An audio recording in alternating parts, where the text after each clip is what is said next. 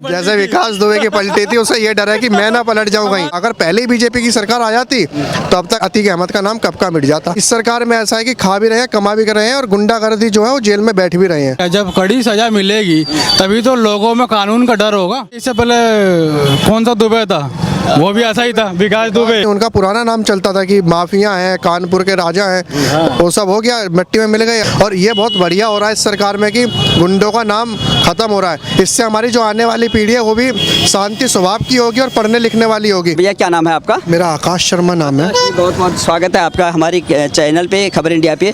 क्या देखते हैं आप जिस तरह से जो है एक कुख्यात जो है गैंगस्टर और अतीक अहमद जो कि लगातार जो है ये मूंछों पे ताव देता था, सैकड़ों लोगों को जो बेगुनाह लोगों को हत्या किया उसने, और आज जो है जिस तरह से पहले वो राजू पाल हत्याकांड में अपहरण केस में जो है जेल हो गया और दूसरे केस में अब जो हत्या के केस में वो जो फिर जो आ रहे से उसको साबरमती से प्रयागराज लेके आ रहे हैं। क्या लगता है आपको इतने बड़े जो है गैंगस्टर को जो है इस तरह से डराव होना, और योगी जी का बहुत बड़ा भय लग रहा है उनको, तो क्या लगता है आपको योगी जी किस तरह से काम कर रहे हैं? योगी जी बहुत बढ़िया काम कर रहे हैं, जो हमारे गुंडा माफिया उत्तर प्रदेश के अंदर वो बिल्कुल खत्म हो रहा है। जो कि पिछली सरकारों में सबसे ज़्यादा गुंडा माफिया ही बढ़ता था, कभी रोडों पे चोरी चकारी हो रही है, जेब कट रही है, मर्डर हो रहा है, ऐसे केस थे। और इस सरकार में बहुत बढ़िया काम हो रहा है। अतीक अहमद जो कि 43 वर्ष से उनके ऊपर 100 से ज़्यादा केस दर्ज हैं और उमेश पाल हत्याकांड में उनका पूरा दोषी हो ही हैं। उसके लिए उनको जो साबरमती जेल है उससे प्रयागराज लाया जा रहा है और उनके मन में डर है कि मेरे को कुछ हो ना जाए और कुछ करना दें।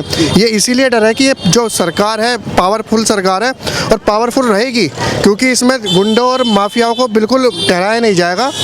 जो होगा बिल्कुल बढ़िया एक्शन लिया जाएगा। और हम तो ये कहते हैं कि ऐसों के साथ ऐसा ही किया जाए जैसा वो गरीब आदमियों के साथ कर रहे हैं, बेचारे बेजुबान लोगों को और जो सीधे साधे लोग हैं उन्हें मार रहे हैं। जी, तो अतीक अहमद का जो है एक प्रकार से जो है समानांतर सरकार चलाती थी और राजनीतिक संरक्षण होता था। बड़े बड़े जो है अधिकारी उन पे जो है, यहाँ तक कि कोर्ट में भी जो जज होते थे उसका फैसला सुनने के लिए वो जो है कतराते थे। 11 जजों ने जो है उसको जो है उनकी सुनवाई करी थी, क्योंकि उनके जो है केसेस के सुनवाई सामान्य जज भी नहीं करते थे, सब छुट्टी पर चले जाते थे।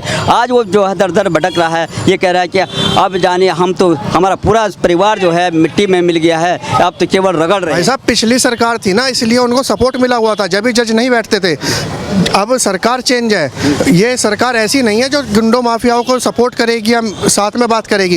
ये सरकार एक्शन लेती है और एक्शन बहुत बढ़िया लिया जा रहा है। इसीलिए अब वो डर रहा है, ना कि जज डर रहे हैं, क्योंकि इस एक्शन में उसका बिल्कुल सर्वनाश होगा और ये बहुत बढ़िया होगा जो होगा जी। तो जिस तरह से देखिए वो क्या साबरमती से लेकर के और नैनी जेल कहाँ रह गया जो है ये साबरमती जो है गुजरात में, और वहाँ से लगातार जो है 24 घंटे में आज अभी पहुँच रहे हैं वहाँ पे इलाहाबाद में, और इस बीच में लगातार वो धन्यवाद कर रहे हैं, वो जो कवरेज कर रहे हैं मीडिया कि आपकी वजह से मैं जिंदा हूँ। क्या लगता है आपको? जी, ये इसलिए उनका डर है कि उनको मीडिया की सपोर्ट मिल रही है, इसलिए वो डर रहे हैं कि हाँ मैं सपोर्ट इसलिए बोल रहे हैं कि मेरे को कुछ होगा नहीं, मैं सपोर्ट में रहूँगा तो मेरे को कुछ नहीं होगा। कल रात में मैं देख रहा था उनकी कवरेज, उनका बीपी बढ़ रहा है, वो बीपी बढ़ रहा है कि मेरा बीपी बढ़ रहा है, मेरी तबीयत खराब हो रही है। इसीलिए तो हो रही है कि उनको कुछ हो ना जाए, उन्हें डर है हमारे बाबा का जी। अब आपको क्या लगता है कि जिस तरह से जो है बेगुनाह लोगों को जो इस तरह से वो मर्डर हुआ और आज वो लगातार ताव देने वाला जो है अतीक अहमद इस तरह से सहमा हुआ है और ये बार बार ये कह रहा है कि मेरे बच्चों को जो है मेरे बच्चों को परेशान मत करो, क्योंकि बीबी जो है भागी हुई है, बहन है, भांजी है, पूरा कुनवा पूरे रिश्तेदार जो है इसी जो है गैंगस्टर में सम्मिलित हैं। तो आपको क्या लगता है कि क्या होना चाहिए ऐसे लोग? भाई साहब, जब बीबी और बहन थी वो भी तो समझा सकती थी अतीक अहमद को कि ये सब काम मत करो। जब करेंगे तो पूरा परिवार ही भुगतेगा, सपोर्ट तो परिवार ही करता है पीछे से। अगर परिवार सपोर्ट नहीं करेगा कुछ नहीं होगा। वो परिवार की सपोर्ट में ही बढ़ता है। बच्चा क्या होता है, बच्चा पैदा होगा तो परिवार के संबंध में रहेगा तो अच्छा रहेगा, और परिवार ही ऐसा होगा तो फिर तो वो भी खतरनाक बनेगा। इसीलिए उनको भी डर लग रहा है कि हमें कुछ ना हो जाए। सब अतीक अहमद, अगर अतीक अहमद केस नहीं करता तो कुछ नहीं होता जी।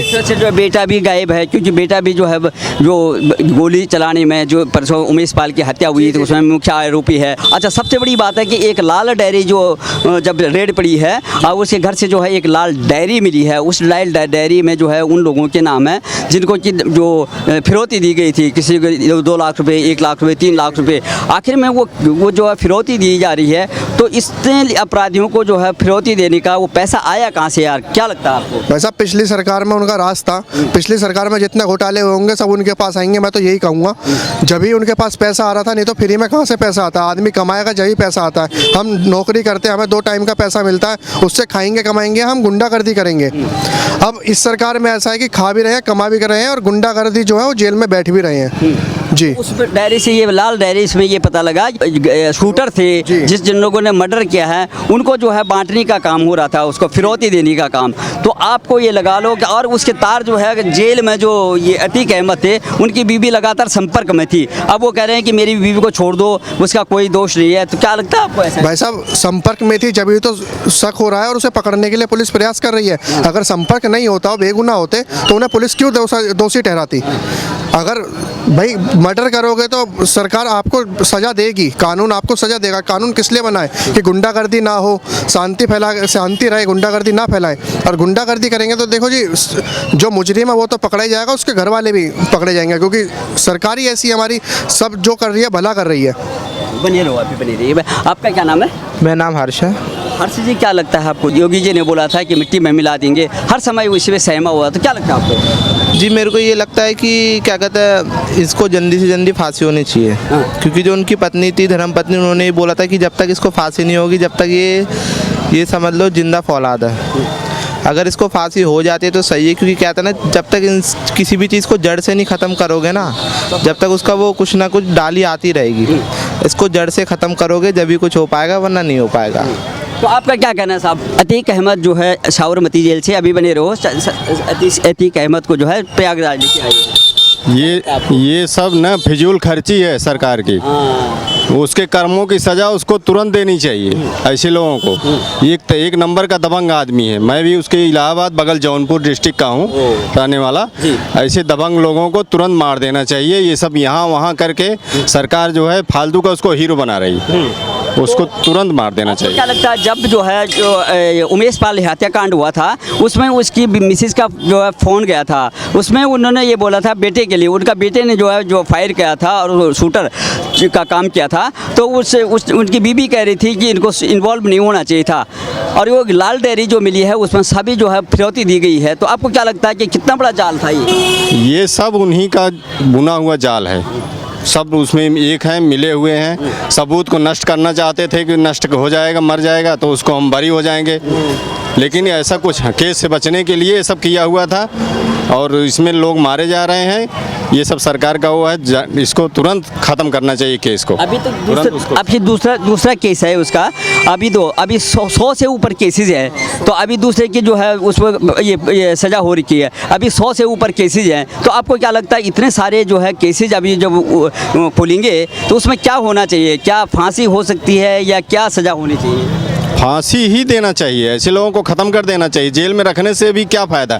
जेल में इनको फ़ोन आ रहा है, फ़ोन यूज कर रहे हैं, सब ये लोग राजा की तरह रहते हैं। इनके पास पैसे की कमी नहीं है, इतने ज़्यादा ये लोग वसूल के रखे हुए हैं। ये सब ऐसे ही रहते हैं। इनको तुरंत फांसी की सज़ा देनी चाहिए, उम्र कैद भी नहीं। तो जिस तरह से ताऊ दे रहे थे वो, और ताऊ देते थे, और आज वो बिल्कुल बिल्ली बने हुए हैं। कहते हैं हम तो बर्बाद हो गए, परिवार बर्बाद हो गया, मिट्टी में मिल गया, अब तो केवल रगड़ा जा रहा है। ये सब उनके कर्मों की सज़ा है और उनको भुगतने के लिए उनको तैयार रहना चाहिए। उनके परिवार को भी और वो भी सब वैसे किए हैं। कितने परिवारों को मारे हैं वो लोग, पहले वो याद करें। अतीक अहमद के बारे में क्या जानते हैं आप?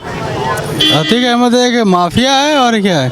हाँ, तो उसकी पेशी हो रही है लगातार, जो है डरा हुआ है, सहमा हुआ है, कहता है कि न जाने कब क्या हो जाए। और ये साबरमती से जो है गुजरात से जो है प्रयागराज पहुंच गए हैं। तो इस तरह से जो है क्या लगता है आपको, क्या होना चाहिए? सख्त से सख्त उसको सज़ा मिलनी चाहिए। और यहाँ से माफियाओं को रखने का फ़ायदा है क्या? जब कड़ी सज़ा मिलेगी तभी तो लोगों में कानून का डर होगा और तभी हमारा देश समाज जो सुरक्षित होगा। तो बाबा ने कहा था कि मिट्टी में मिला देंगे, यूपी में हिम्मत मत करना। तो क्या लग रहा है कि ये सिलसिला चल रहा है कि बाबा करेंगे? नहीं, बिल्कुल होना चाहिए। इससे पहले कौन सा दुबे था, वो भी ऐसा ही था, विकास दुबे ने जो पुलिसकर्मी थे उनको गोली मारी थी, उनका सजा का फल उन्हें मिल गया। अगर वो करते नहीं तो कुछ होता नहीं। उनका पुराना नाम चलता था कि माफिया हैं, कानपुर के राजा हैं, वो सब हो गया, मिट्टी में मिल गए। अपना पता ही नहीं है, विकास दुबे का नाम ही खत्म है अब यूपी से। ऐसी अतीक अहमद का भी होगा। ऐसा ही डरा हुआ है, इसी प्रकार से बहुत डरा। जब लेके जा रहे पैसे की लिखाई तो डरे हुए हैं। इस प्रकार की आवाज़ आ रही है कि कहीं गाड़ी ना पलट जाए फिर से, जैसे विकास दुबे की गाड़ी पलटी थी ऐसे ही मैं तो कहता हूँ जल्द से जल्द इनकी कहानी खत्म करी जाए। बढ़िया यही होगा। इनको रह के फायदा क्या है? लेकिन जिस तरह से लगातार कवरेज जारी है और वो कह रहे हैं कि भैया आप ही मेरे को बचा रहे हो लगातार, क्योंकि अगर वो जो बाथरूम में जा रहे हैं तो वहाँ पे भी कैमरा लगा हुआ है, तो क्या इसमें क्या आखिर में इतना डर क्या है, या मीडिया वालों को क्या डर है? क्या डर गाड़ी पलटने का है भाई साहब, और कोई डर नहीं है।